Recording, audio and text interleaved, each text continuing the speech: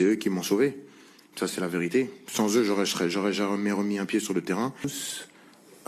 Juste avant de commencer cette conférence de presse, je voulais juste m'exprimer et donner 2-3 mots.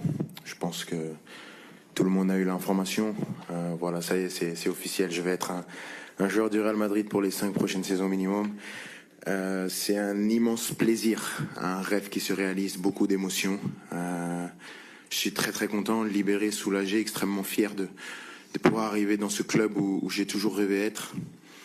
Un grand merci. C'est sûr que j'ai beaucoup d'excitation à l'idée d'arriver dans ce grand club, dans le meilleur du monde. J'arrive là-bas avec beaucoup d'humilité. Je voudrais remercier toutes les personnes qui m'ont envoyé pas mal de messages, toutes les personnes qui m'ont soutenu. J'ai pas pu tout voir, mais le cœur y était. Un grand merci aussi à toutes les personnes qui ont contribué de près ou de loin dans cette opération qui était plus que complexe. Alors là, je remercie toutes les personnes du Real Madrid qui ont travaillé, spécialement le président Florentino Pérez qui a toujours eu confiance en moi depuis le premier jour. Donc c'est un grand jour pour moi. Maintenant, il y a beaucoup d'émotions, mais il faut retourner à quelque chose de plus rationnel. Aujourd'hui, j'ai une responsabilité en tant que capitaine de l'équipe de France. Je pense que ça a pris beaucoup d'ombre sur la sélection. Je sais que pour vous, c'est pas juste. Je vois beaucoup de têtes de gens qui sont venus de loin. Parfois, la vie est injuste, mais je répondrai pas aux questions autres que la sélection.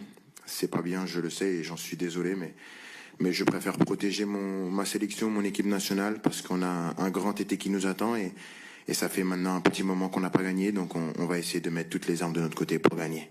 Merci à tous. Oui, pour revenir aussi sur le côté soulagement, est-ce que ça peut avoir un impact dans ton jeu aussi, d'être libéré psychologiquement? Est-ce que c'est la meilleure formule aussi pour que tu puisses te donner sur le terrain? Je pense qu'un homme heureux a plus de chances de bien jouer qu'un homme malheureux.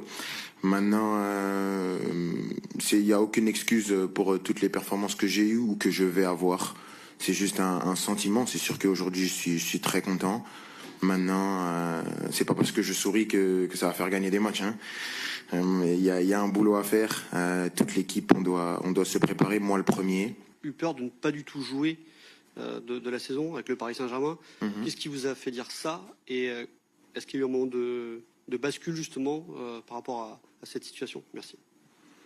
On me l'a dit, on me l'a fait comprendre, on me l'a fait passer par médias interposés, on me l'a dit en pleine face.